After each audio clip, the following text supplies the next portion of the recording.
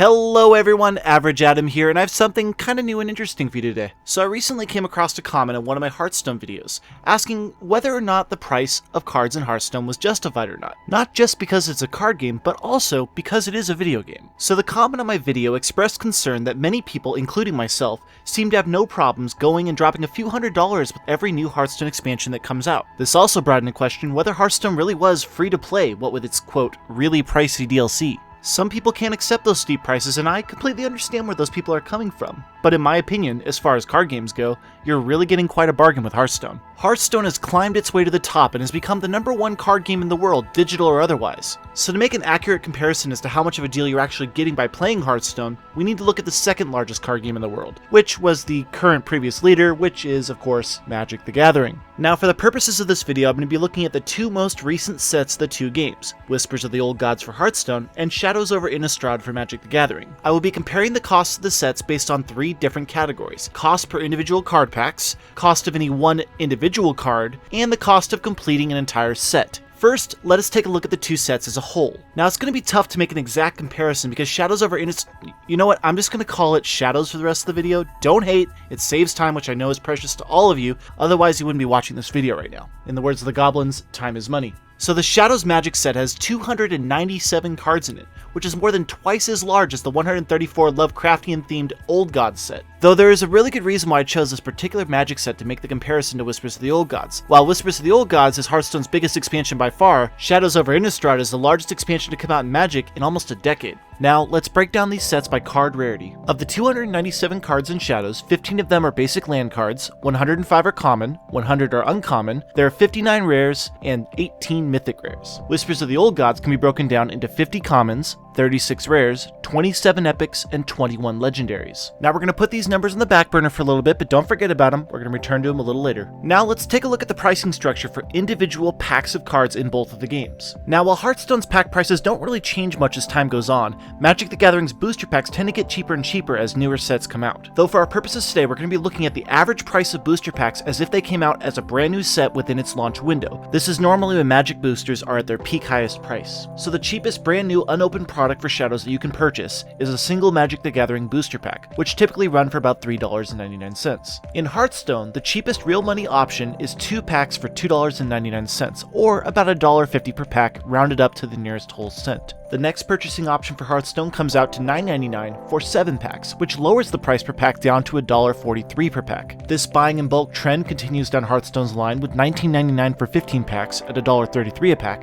$49.99 for 40 packs at $1.25 per pack, and finally $69.99 for 60 packs at $1.17 per pack. However, on Magic's side, they only have a couple other purchasing options for buying booster packs. The most common of which is buying a booster box. These contain 36 packs, which if you can find a good deal online, you can typically get them for about $100, which means the price per individual booster pack is about $3.60 a piece. There's also the larger version of this option called a booster box case, which is kind of just the same thing times 6, $600, which makes the booster packs come out to still $3.60 a piece. The only other real option for buying booster packs is what's called a fat pack. These are typically around $40, contain 9 booster packs, coming out to about $4.44 per pack. A little more pricey, yes, but these fat packs do contain some added goodies, such as an extra 100 land cards, a set guide, a couple deck boxes, and a D20. These are typically only meant to be bought by players who are new to Magic, as are many of the basic theme decks that come out as new sets arrive. So now that we have the booster pack prices figured out, let's figure out exactly what you're getting for your money. I do realize that the Shadows over Innistrad set uses a new system that substitutes out one of the commons in each pack for a random rarity double-sided card,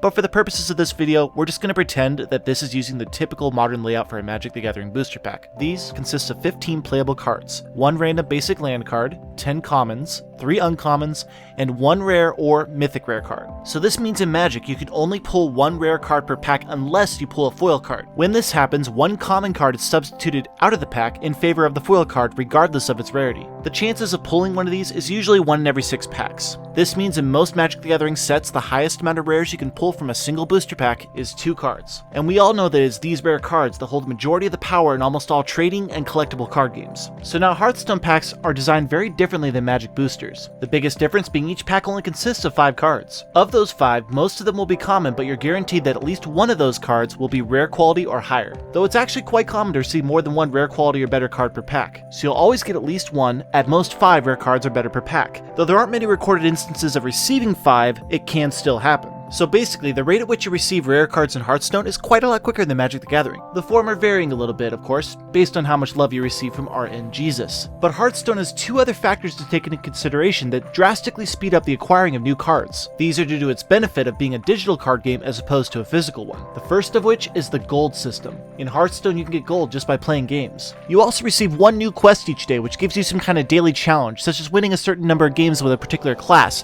which can reward you with anywhere from 40 to 100 gold each day. The other factor is Hearthstone's dusting system. In Hearthstone, you only need 2 copies of any one individual card in your collection at a time, and only 1 copy if it's a legendary card. So while pulling cards out of packs, you're almost certainly going to be pulling extra duplicates of cards you already have enough copies of in your collection. Thankfully, you can melt down those duplicate cards you have and turn them into dust, which you can then use to craft any card in the game that you do not already own. I only wish I could take a few of the boxes of common Magic cards that I have over to my local card shop and ask to exchange them for rare cards, but I think this would just result in me getting kicked out of the store. Not to mention being laughed at. This brings us to our next section, the price of purchasing any one individual card that you do not own in either game. In Hearthstone, this is actually fairly simple. We know that all cards that we do not already own have their value measured in dust. And we know the best way of earning dust is to buy more packs and use the duplicate cards that we pull to add to our dust supply. So let us assume that we currently have every single card in the Old God set except for 1 legendary card. Let's say it's the Old God Yogg-Saron. Like every single legendary card in the game, he takes 1600 dust to craft. So let's look at the amount of dust we can receive from a single Hearthstone pack. If we pulled 4 commons and 1 rare that we already owned from a single pack, we would earn a total of 40 dust. So we simply take the 1600 dust we need and divide it by 40, meaning that the absolute most amount of money we would need to spend to craft a single card in Hearthstone would be at most $50 for 40 packs. Mind you, this is in the extremely unlikely event that you don't pull more than 1 rare, no epics, no legendaries, and no golden cards in a single pack. Golden cards, by the way, dust for 4 to 10 times the amount of their non-golden counterparts, depending on the rarity. I've also never heard of someone buying 40 packs and not getting at least 1 or 2 legendary cards out of it. Pulling a single legendary, by the way, is worth a quarter of the dust you'll need to craft that one you don't have. Now, Magic card pricing is a little bit different, mainly because it's a trading card game and not a collectible card game, so the value of individual cards can fluctuate quite a bit. These prices are almost always determined based on how powerful a card is in the game's current rotation. Using the price system on today, May 20th, on mtgprice.com, we can see that the fair trade price, which is basically the total amount of cards you'd need to trade in order to equal the value of another card, of the most expensive card in Shadows over Innistrad is Archangel Avakin?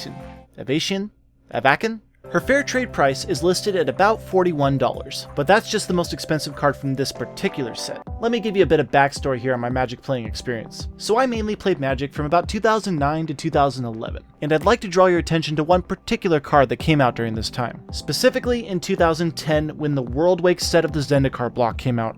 Behold, His Majesty our Lord and Savior, Jace the Mind Sculptor. This one card was a staple of a deck that was coined with the name Super Friends. Not those guys, these guys. This deck was one of the most frustrating things to play against back in the day, and Jace, he was their leader. At his time of release, this version of Jace sold for upwards of $120, and still to this day is worth around 80 to 90 bucks. Well anyway, enough about him. Card prices fluctuate in Magic, that's what I'm getting to here. But does that make it cheaper than Hearthstone? Well, absolutely not. Remember that thing we said about Hearthstone only needing 2 copies of any one card and only 1 copy of any one legendary? Well, Magic is just a little bit more extreme than that. In Magic, you're allowed to have up to 4 copies of any one card in your deck. This means if you wanted to make and play with the Super Friends deck, you needed 4 Jace the Mind Sculptors, along with all the other cards in that deck, and I kid you not, the deck itself was worth almost $1,000. That's quite a bit of money to throw at one game just for a single deck. Also note that Hearthstone only has 2 expansions and 1 mini expansion every year. Magic has 4 expansions every single year. This brings us to our final topic, the cost to complete a set. I'll start off by saying that for Magic, the price to complete a set can vary based on what type of card person that you are. By this I mean, are you a collector or are you a serious player? Collectors typically don't need 4 copies of every card in their collection to be content. Usually it's just 1. Completed sets with just 1 copy of every card can cost a collector anywhere from about $250 to upwards of $500 on sites like eBay, depending on the set. Multiply that by 4 and you can see how things get kind of pricey for the serious player. And I don't even want to think about the people that collect only holographic cards for each set. As for Hearthstone, this is where it really shines. Let me break down what I actually spent to fully complete the Whispers of the Old Gods expansion and how many packs I actually opened. Whenever a new expansion launches, there's always a promotional pre-order period where you can spend $50 and get 50 packs. This is the cheapest that you will ever purchase packs with real money at $1 per pack. I also had about 3,100 gold saved up from doing my dailies for a couple months before the expansion launched. This translated into 31 free packs that I didn't have to pay anything for. Blizzard also gave away 13 free packs to all players as special quests just for playing during the launch window. I also purchased 3 more of the $69.99 bundles for an additional 180 packs. So adding all of this together, I opened approximately 274 packs and spent about $260 to complete this set. It's also important to note that I had about 4,000-ish dust saved up from dusting grand tournament packs I was opening before I stopped opening them when I knew the expansion was coming. Of course, all I really have to go off of is my own pack opening experiences. Your own results may vary. You may need to open a lot more or a lot less packs yourself to get all the cards you need to complete the set. Once again, I suppose it really depends on how much RNGesus loves you. From these numbers, it's pretty obvious that Hearthstone is the much cheaper alternative to Magic the Gathering, but they both have their merits. In the Hearthstone community, I come from the group of players who used to play Magic the Gathering, but ultimately chose Hearthstone due to its cheaper price options, ease of accessibility, and ability to play with anyone online as opposed to going to your local card shop and playing against the same few local professional players each week and getting stomped hard by their larger collections and more powerful decks. That being said, I did not dislike my time playing Magic at all. Sure, it had its downsides, but I have fond memories of playing in the weekly events, pre-releases, and sealed tournaments at our local card shop. And Hearthstone obviously can't recapture the smell of a freshly opened booster pack.